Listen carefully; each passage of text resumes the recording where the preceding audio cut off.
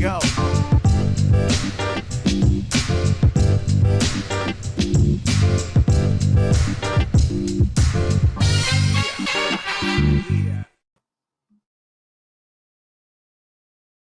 Greedy. That's the nothing personal word of the day. It is Tuesday, May 14th, 2024. So much going on. We did not know where to start. And we're starting with the NFL because the NFL is greedy AF, and I dig it. Leaking a game at a time with their huge schedule release. It's incensing me.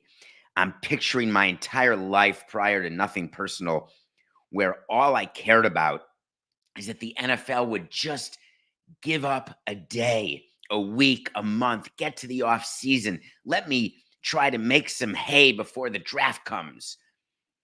Let me try to get as much excitement and money as possible before the OTAs or before the padless workouts and all the other stuff that goes on. It was jealousy constantly.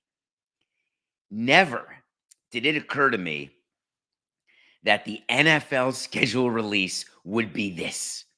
And what this is something that has leaked to large companies who have a lot of different business silos who are doing their upfronts. That's entertainment networks telling you, advertisers, what they're going to be doing and showing. And they're leading with sports and they're leading with the NFL. It's incredible. I'm trying to remember if John Madden and Pat Summerall ever went to the upfronts. It's more like Arthur Fonzarelli and Seinfeld. Well, now it's Brady. At the upfronts for Fox, somehow it comes out, planned, obvs, that Tom Brady's first game as an analyst, as the lead analyst for Fox, will be the Dallas Cowboys hosting the Cleveland Browns. Brilliant. It's the Browns hosting the Cowboys. Let me do that better, Coca. 4-8-69. Tom Brady's first game as a lead analyst will be with the Cowboys in Cleveland. Dak Prescott against Deshaun Watson, in theory. Two teams, who knows what direction they'll be going in. Who knows? Other than the Cowboys could be 4-13. They could be 13-4. And you're all watching. Tom Brady could be doing a game between two USFL teams and you're watching, because that was the point of him appearing at the upfronts. You think it's a coincidence? The roast, the timing, the number of views on Netflix bidding for games. Does anyone think that any of this is a coincidence? Now the NFL gets to see if Peacock or Amazon wants to outbid Netflix for Christmas games. Roger Goodell and the NFL owners are playing with us. The expression is playing chess while we're playing checkers. I'm not even sure we're playing any game at all. And they're playing a game that's way more advanced than chess. The best game of all is not to play globothermonuclear war. They've released the fact that the first game of the season Thursday night is a championship rematch with the AFC. NBC gets that game, part of the upfronts. These games do huge numbers. When we tell you that out of the 100 most watched shows, the NFL gets like 87 of them or 90 of them, it's insanity. And if you're sitting around a boardroom and you have an opportunity to make the schedule an event that lasts days, why wouldn't you do it? And so they are. So ESPN and other networks and Meadowlark with its shows and everybody else is going to make a big deal out of this schedule release. Hours of ancillary programming, weeks after everyone was in Detroit with the excitement of the draft. Meanwhile, you get one game out. I think 4 or 5 games have been released so far. NFL went after the NBA on Christmas Day. Now they're going to go after the CFP. Just you wait. Just you wait. The NFL doesn't care about playing nice in the sandbox with any of its competitors. They don't believe that all ships rise in the tide. They want to sink every ship and then therefore be the tallest ship, even if it's on a beach without water. Why does that excite me and interest me and get me worked up on a random Tuesday morning? Because greed is good. I like working that into a show when I can. People think, oh, you greedy business guy, you POS, David. What about the fans? The fans are all juiced up and jacked up to see when their teams are playing. We had the opponent announcement already. So you know who you're playing. You just don't know when you're playing them. 9 home games. Woohoo! Let's get excited. Let's get ready. Get those individual season tickets. Get your flights to Germany and London and all the other international games. I wonder whether the NFL just said to itself, you know what? We want to have Mahomes against Jackson. We want to have a rematch of the AFC Championship. It's always good to have the reigning Super Bowl champion open the season. We got to open a season once when you open a new ballpark. That was a thing. Tell ESPN, hey, you got to take the Marlins. Marlins Park is opening. We got to give them a real shot in the arm, show that park full, show them losing to the Cardinals, show them being no hit into the 6th inning until Omar Infante gets a hit, and have Josh Johnson get it shoved. Not that I remember what happened in April of 2012 as though it were yesterday. No, that's not what I'm talking about. Because the NFL doesn't need to do the Ravens or the Chiefs in their opening slot. They don't need to do the Cowboys at the Browns for Tom Brady's first assignment. That's the beauty of the NFL. It's already been taught to people in the league that it doesn't matter the matchup. People are watching. People are gambling. People are playing fantasy. What's interesting about this ancillary programming like draft and schedule announcement is I'm not aware, and Coca, I realized I didn't ask you this before the show. Is there gambling? Can you bet on matchups? I believe the week 4 matchup is going to be the Giants against the John Cocktostons. Is there a market for that? Because the NFL, while embracing gambling, which it has, while being buttressed by gambling, which it is, they're now coming up with programming that's not even gambling related that is drawing the amount of excitement and hours of attention. And people wonder why valuations in football are greater than other sports. Why do you wonder that ever? Why do you wonder why their operating income is more than teams in other sports? Why their profitability? Because of the amount of revenue sharing they do, because of the exclusivity of their product, and because of the interest in everything related to their product. We can't get 20 people to watch the draft. More people watch the WNBA draft than the MLB draft. The MLB schedule release comes out on a frickin' magnet the last day of the season. Hey, get ready next year. All right, let's see when the Dodgers are in town. That's what I would fight over. Can you imagine the difference between baseball and football? President of a team, I'm calling up the league. They're scheduling gurus. They're computer bots doing scheduling, saying, I don't want the Cubs midweek. I want them on a weekend. And you pay close attention to who your weekend opponents are. Because a good draw during the week is going to draw fewer than a good draw on a weekend. So you really want to make your good games great, your good days greater. And every time I'd be on the phone, Coca, to MLB, trying to screw around with our opponents and when we're going to play who, I would always think about greedy NFL and how there's no president of an NFL team saying, hey, we don't want to play the Yahoos this year. We'll play anyone. Well, get ready. I'm not giving any more time to the schedule release. How about Tom Brady? Can I give one more minute to Tom Brady?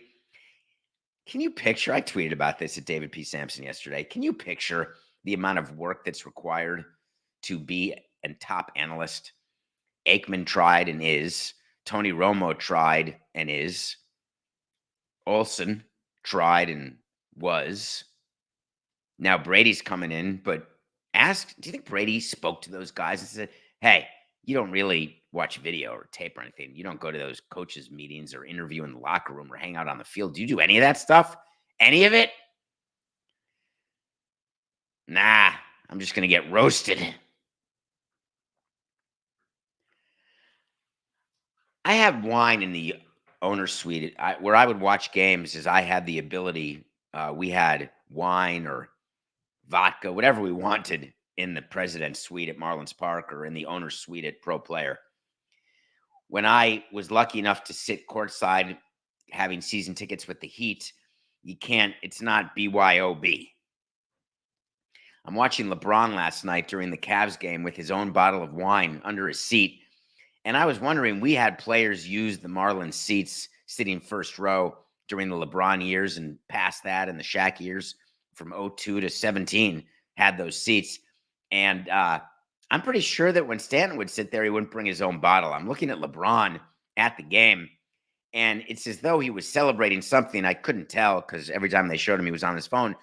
But they did show under his seat a full actual bottle of wine. Well, I shouldn't say whether it was full. I don't know. He's not working anymore. He's trying to figure out the path for him and Bronny. And maybe he was reading articles because the news yesterday is Bronny, his son, has been cleared to play. I don't want to downplay that news. He suffered cardiac arrest and he has recovered. He is cleared to be an NBA player. All that's missing is him being drafted and him having talent. And you are not going to hear me yuck on the yum of nepotism. Certainly not going to do that. You're not going to hear me yuck on any team who would want LeBron and willing to take Bronny to get LeBron. I would do it in a heartbeat. The Lakers are going to do it and should do it. A lot of attention got paid yesterday to him, Bronny, being cleared to play. And people talked about his height.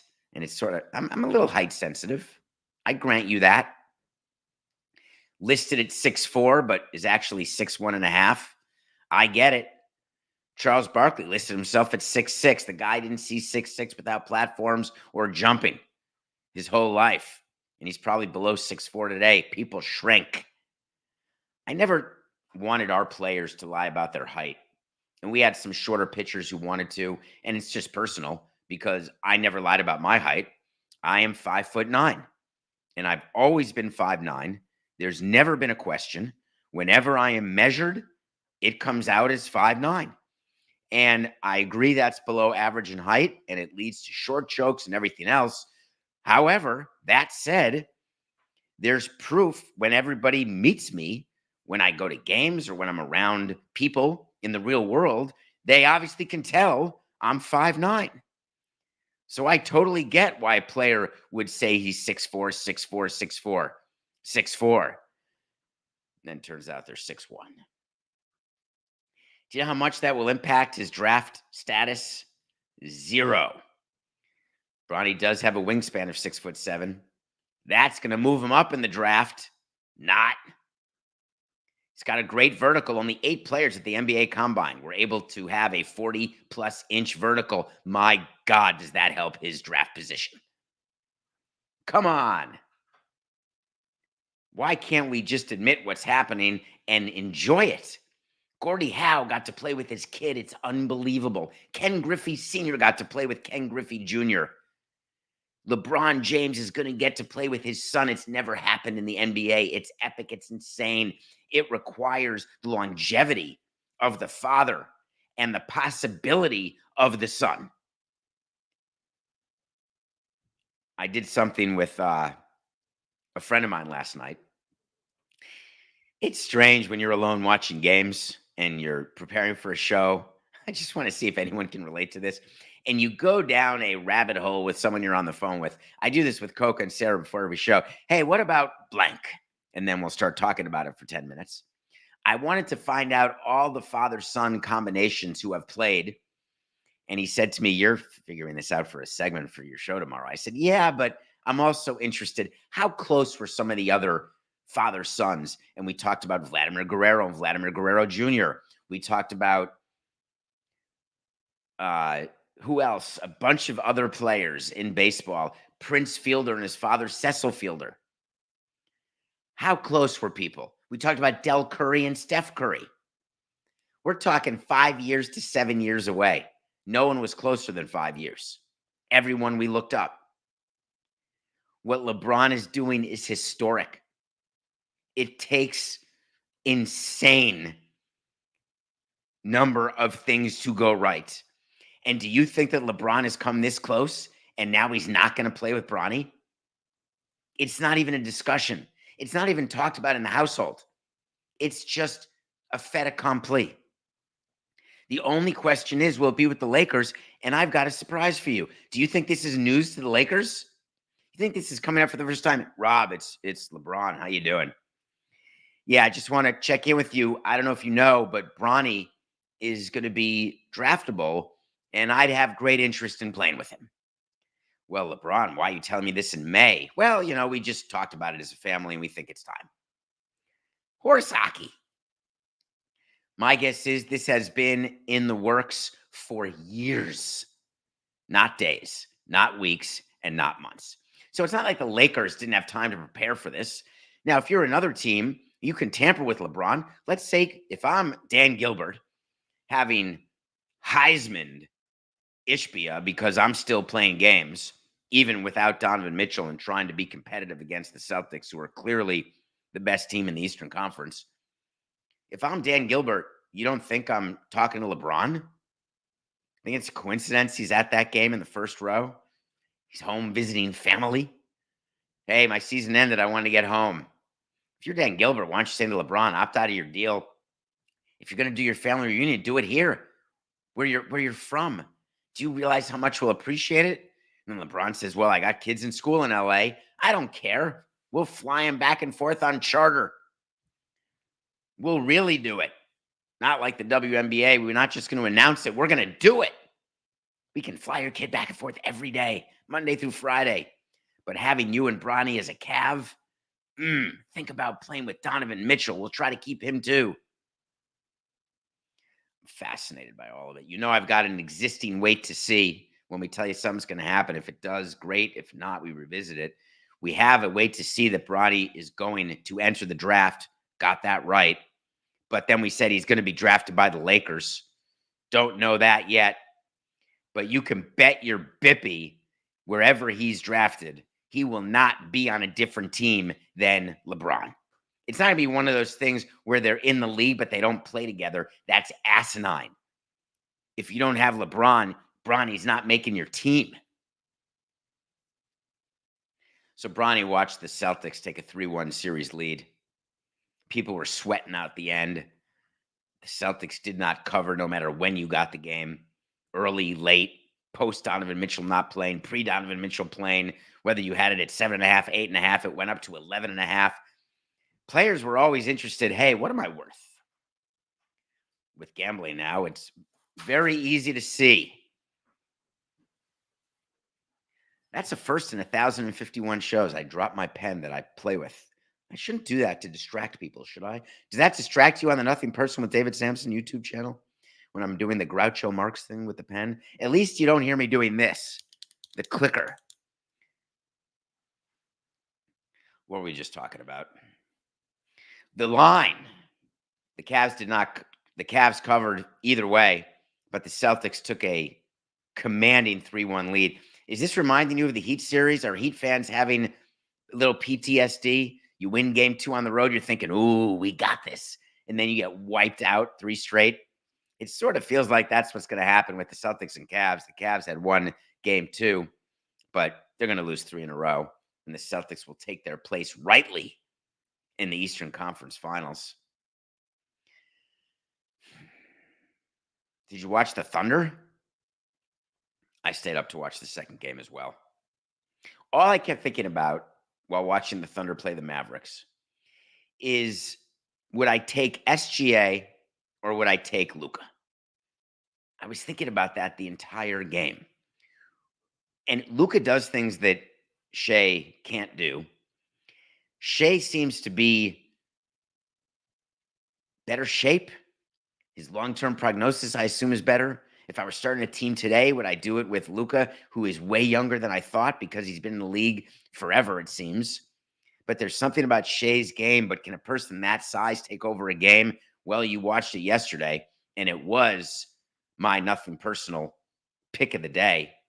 We had the Thunder plus 1.5 versus the Mavs. People may have been worried the whole game. I was not. The Thunder end up winning the game. Do you know the Mavs? They shot like 10 for 21 from the line. Totally ridiculous. 12 for 23 maybe is where they ended. 6 for 11 in the fourth quarter. Luka missed one that you can't miss. You can't miss free throws. Always makes me crazy. It is inexcusable. Did you see what was the team where they did the hack-a-shack? I think it was the Mavs. What's the guy's name? I'm having a moment here, Coca. The guy's name, he was running around not to get fouled.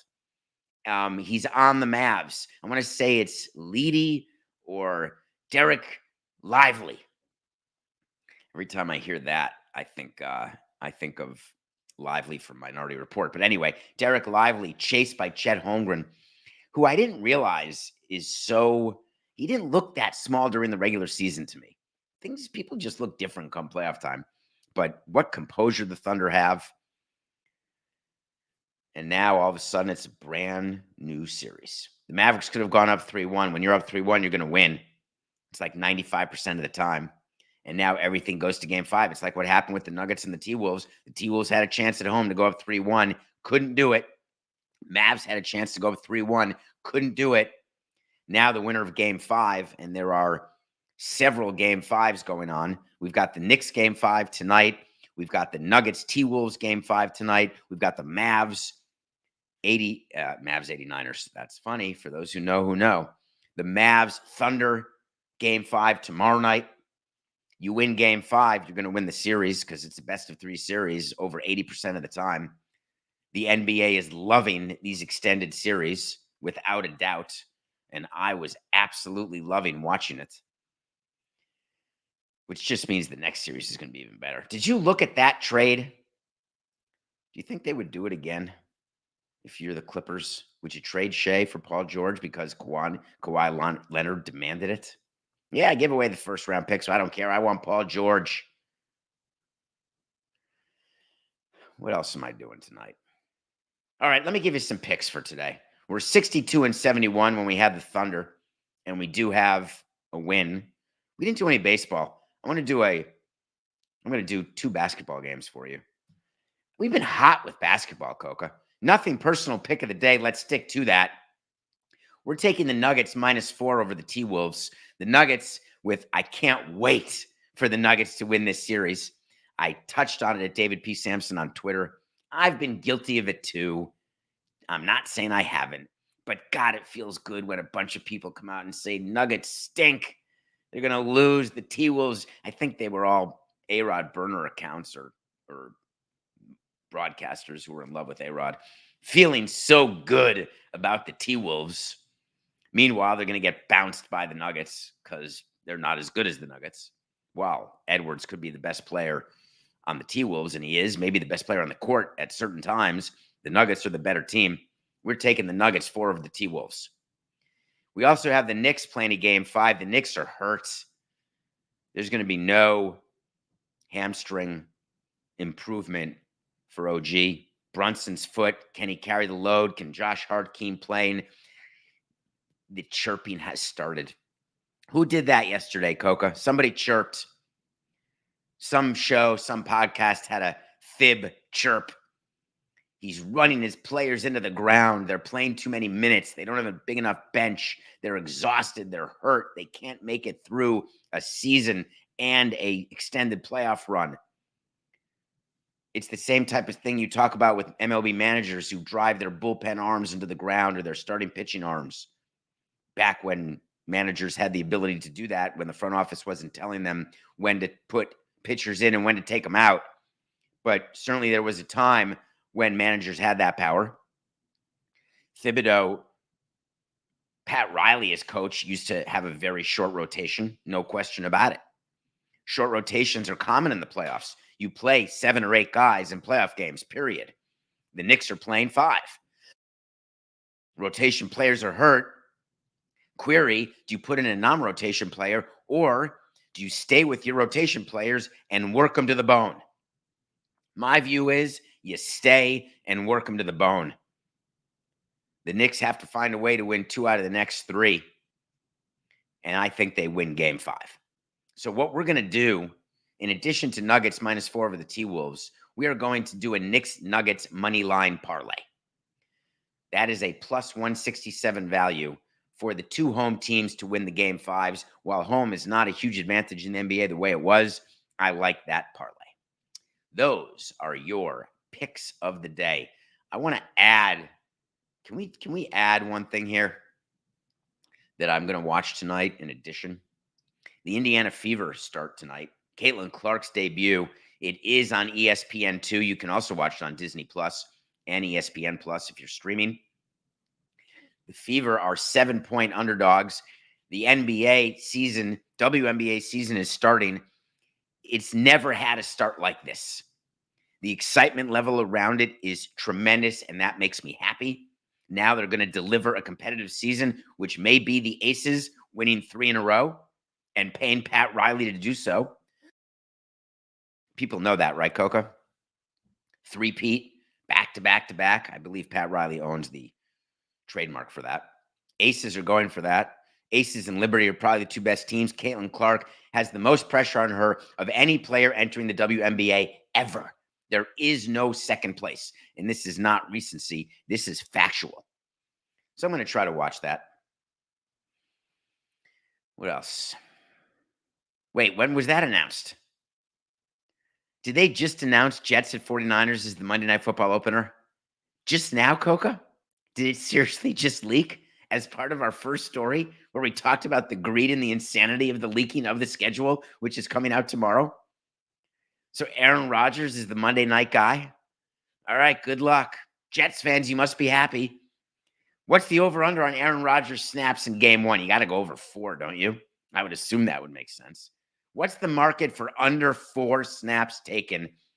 Jets at 49ers Monday Night Football opener. I may just put a little tiny little something on that. What a story that would be. I'm not wishing him ill, but that would be something. And if he doesn't even play because he's not recovered, that would count. I think you'd still take the under if such a bet would still be allowed for a guy who's put on the injured list. Is this going to happen all day, Matt? One game at a time? Like torture? Staggering how that happened. All right, let's take a break. I watched a documentary yesterday I can't wait to discuss with you. Then I want to talk. There's some stuff going on in baseball that is of interest to you because you asked about it. So we're going to talk about it. But first, let's take a break.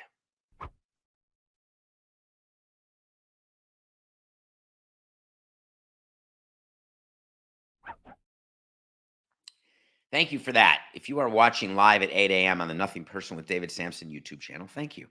If you're watching on DraftKings Network, welcome back. 10 o'clock every morning. Please, while you're watching and listening, go to davidsamsonpodcast.com. It's a website, and you can see that we're going to Chicago and St. Louis to do live shows. End of June, early July.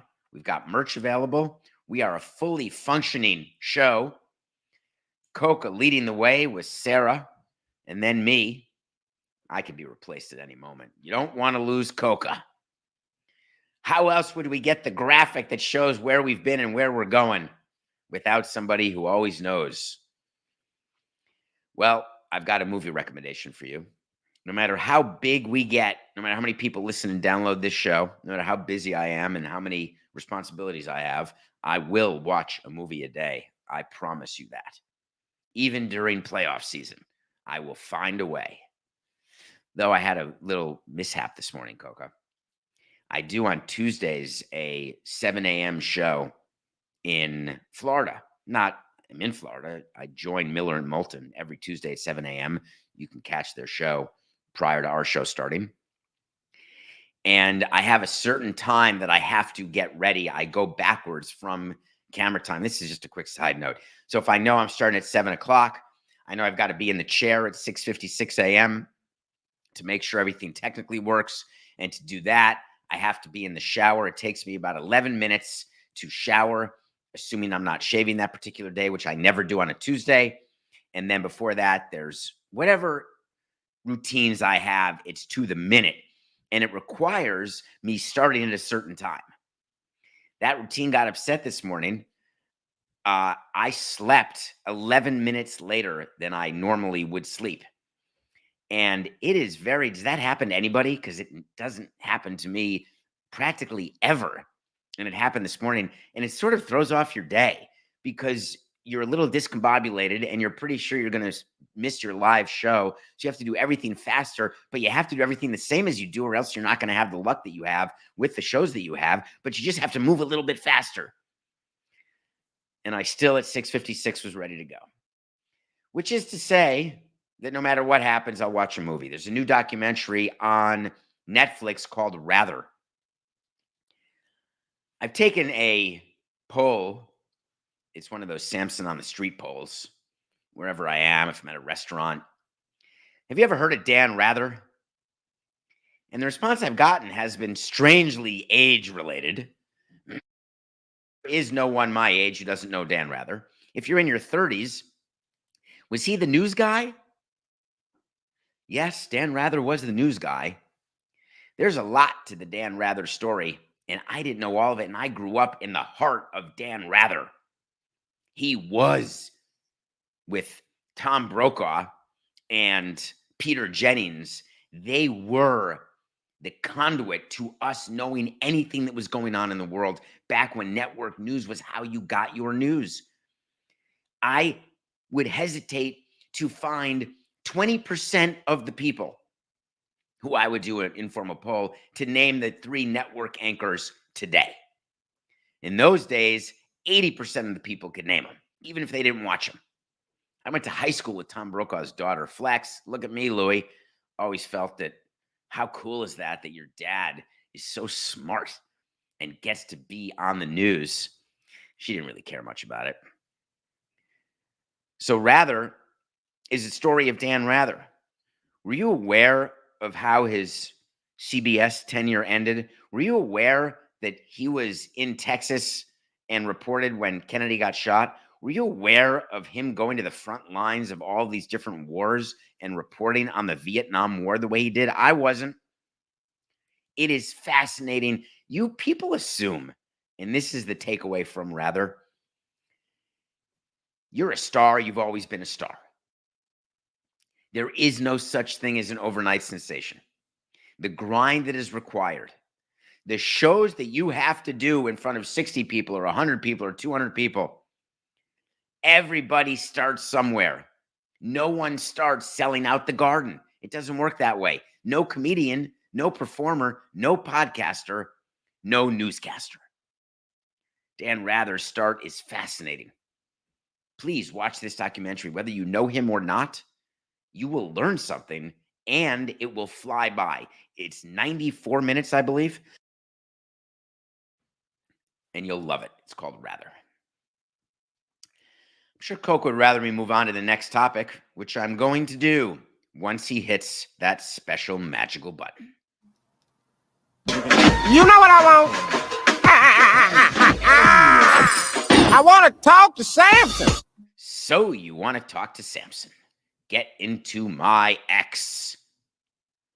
Don't get into my X. Get into my Twitter at David P. Samson. I mean, if you want to get into my X, you can. David P. Samson. Ask me a question. You can also go on the website, davidsamsonpodcast.com. David. Yes. What happened to the highs? You know I prefer those. How you doing? What's shaking? Give me something. David. MLB season is not late early, isn't it? That's a funny line right there.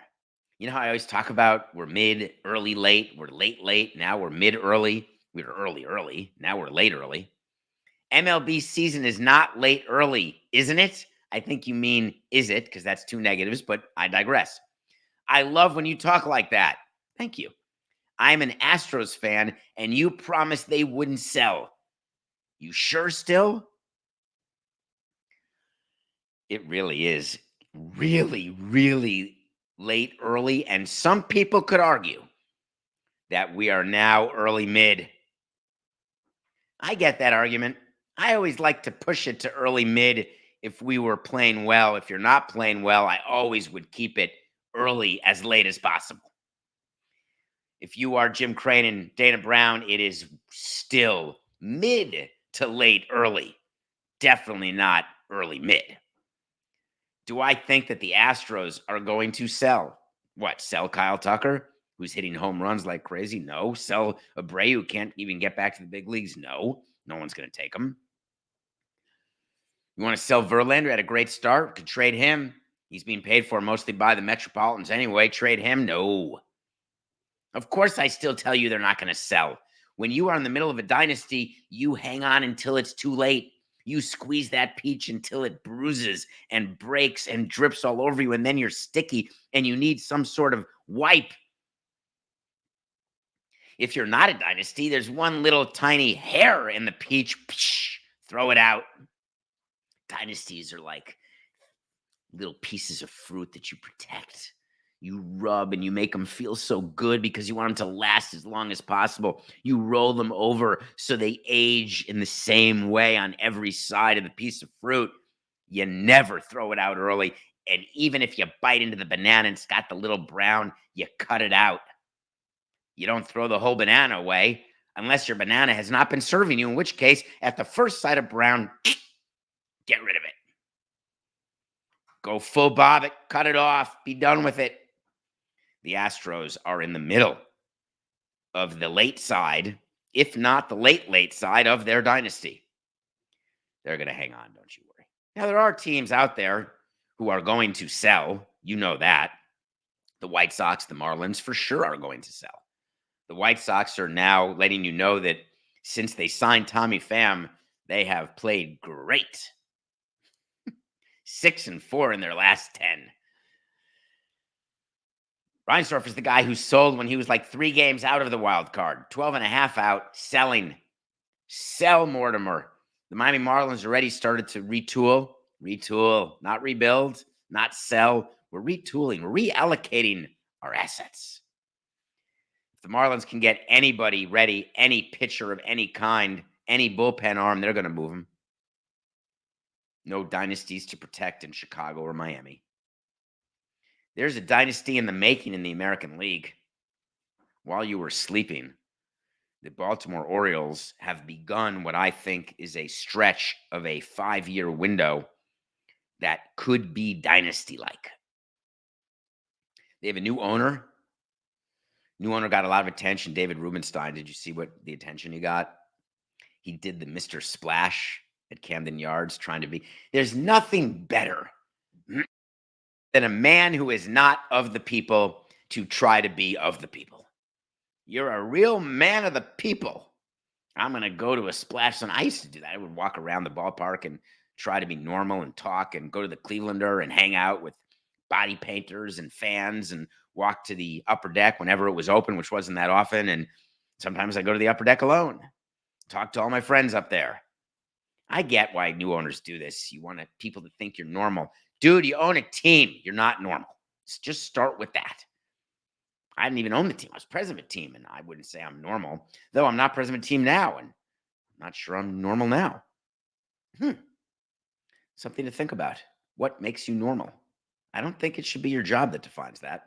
I'm not sure being normal is all it's cracked up to be. Hi, Alan Alda. Neither's cracking up. Where were we? The Orioles. If you think the Orioles are not buying at the trade deadline, you are sorely mistaken. They are adding to their team. They have a new owner and a team that is fighting with the Yankees for first place in the AL East, coming off a 100-win season. Of course, they're adding. The team that I'm watching is the team that interests me, not the Astros, though I still think they're not going to sell. I'm really focused on the Blue Jays, and not because I love going on Blair and Barker and do it so often, which I do and I'm appreciative of. I'm following the Blue Jays because I thought they had a chance to win their division and predicted such. And their window, it's, when a storm's coming or it's raining and you're in your car, and let's say you have a convertible and you pull over and try to get the convertible closed, but you don't quite get it closed in time, and rain gets in on your dashboard, and you take your handkerchief or towel and you dry it off, or when you're running somewhere and you don't have an umbrella and the rain is starting and you feel that it's just occasional drips, but then before you know it, it's pouring. We've all been there. Don't pretend you haven't. That's where the Blue Jays are right now. It's dripping. They are umbrella-less, and they're trying to figure out how many minutes until they get soaked. The Blue Jays just have a problem. They have an aging group of young players, which means they're aging into money. They are inching quickly toward free agency, and they have not done anything. And that, I don't want to exaggerate. It's not that they've done nothing. But if this group of Guerrero and Biggio and Bichette and all of the pitching they've signed, and they've signed a lot of free agent pitching, all of the money they've spent, the renovations at Rogers Center that are fantastic, all of it for naught. I think that's why the Blue Jays cannot give up on this season. They have got to find a way to crawl out of the gutter and find a way into October. And I think that Rogers should be buying. It's going to be interesting to see whether or not Shapiro and Atkins are convinced to do it or believe that they should do it by their corporate ownership. But this is a big season for the Blue Jays. We're going to see what happens. I'll tell you that. Baseball had a big announcement yesterday. Did anyone see that? Remember Sunday mornings when you wake up and you just want to watch a game really early in the morning? I love that. Last year it was on Peacock, and you had an opportunity to watch these games at 11:30 or at noon, and then the Peacock deal disappeared, and it was bad for baseball because baseball was getting $30 million a year for this package, and Peacock didn't want to renew, or baseball didn't want to renew, wink, wink, whatever the case may be. Well, Noah Garden and his group in Major League Baseball managed to find a dancing partner, and a really smart dancing partner at that. Roku, the deal that was rumored to take place, has officially been announced, and there will be a game starting May 19th. Guess what? That's this Sunday. And our friend from CBS, Will Middlebrooks, will be on the call as the Red Sox are the first game, Cardinals at Red Sox. What does it mean that Roku did this deal? You're going to read a lot about the money. Is the money less than Peacock? Is it more? Is it a multi-year deal? Is it not? The rumor is it's a multi-year deal for less money. But this is an audience play. And the audience play is fast channels are here to stay. Fast channels, you're watching them. You may not even know you're watching them. If you ever watch CBS Sports HQ, there's now going to be an MLB fast channel. Roku has a platform. The Rich Eisen Show is on Roku. Levitard, Roku. Roku is an example where you have, what should I say, Coca? Roku is an example where they have a channel that will now have baseball. There is tons of competition. For example, you're watching me, if you're watching me at 10 o'clock, on the DraftKings network. Fast channel. Why are all these fast channels happening? Because audience acquisition, it's what the audience is demanding. Do you think that all of this is not related to the bankruptcy of the regional sports networks? To the carriage dispute between Comcast and Bally's, where people can't watch Braves games and Marlins games right now? Do you not see the thread of people wanting to pay for what they want to watch at a number that is less than what they've been paying for what they didn't want to watch? Anyone seen that? When you can watch DraftKings Network and you can see their lineup, Roku doing the same thing, all these networks are doing it. The leagues want these fast channels because they believe that that is the pipeline of engagement. It used to be, hey, watch your local news to find out, did your team play? We always used to talk about that as the first level of engagement. Are you even aware that there's a team? Next step, are you aware that they're playing? Next step, are you aware what did they win? Are they good? And then, hey, I know someone who went to a game. And then I went to a game. Then I bought a partial season ticket. Think about the pipeline of fan engagement, because all leagues, including the NFL, are interested in it. Think about where gambling fits in there. Think about where these fast channels go in there. It should not shock anyone that baseball was able to cut this deal. And what you're going to hear from other networks today and other shows is that this deal is an indication that they have a problem, that ESPN is going to opt out of their broadcast deal. These are not related. This is Major League Baseball trying to do different deals with different packages, and it's really hard. In the NFL, you can do a Thursday night package. You can do a Sunday night package, a Monday night package. Baseball's every day. It's really hard to get players to play Saturday night and Sunday morning. They don't want to do it.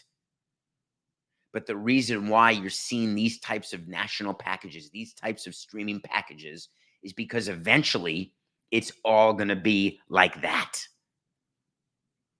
From Roku's standpoint, how do you not do that deal? You're getting a professional league on your platform. More people to your platform, the better. You get to show them all of the things you have on your platform. Roku is a platform and a fast channel. And they've got other fast channels on the platform. DraftKings Network, an MLB channel. The new media landscape is such that leagues have no choice, even the NFL, to not just embrace streaming and streamers, but to recognize that that's all we're going to be talking about in 10 years or fewer. It will not even be noteworthy.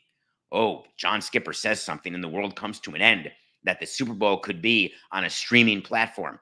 You're damn right it can be, and it's going to be. Everything will be streaming. Just you wait. Just you wait. Think about the quote. Noah Garden, who's the MLB Deputy Commissioner, Business and Media. Way to go, Noah. With free games available to anyone, MLB games on Roku will be widely accessible to fans. Since Roku serves as an entertainment gateway for millions, this partnership offers a valuable new promotional and distribution platform for MLB games and content. Yahtzee. That's what you're looking for. Okay. We only have a couple minutes left. I want to end with one thing that happened. Just a quick, if you are watching anything and paying attention, you know that the WNBA is opening tonight. I want to revisit it. You know that Caitlin Clark is having her debut. You know that the WNBA is trying to expand, and they're going to expand into Toronto. Golden State is getting a team. The Bay, that same area that keeps losing teams, including the Warriors over to Frisco. They announced their team name this morning on Good Morning America. Can you imagine when the WNBA started as basically a obligation of the NBA? It is now not only on its 2 feet, which will be proven with its broadcast deals.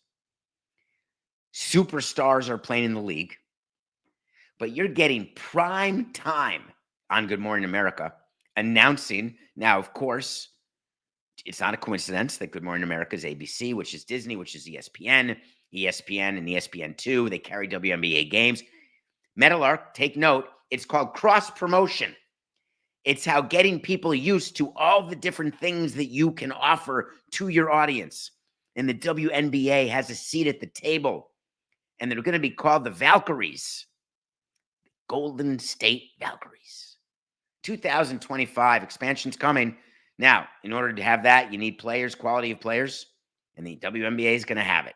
I am darn excited.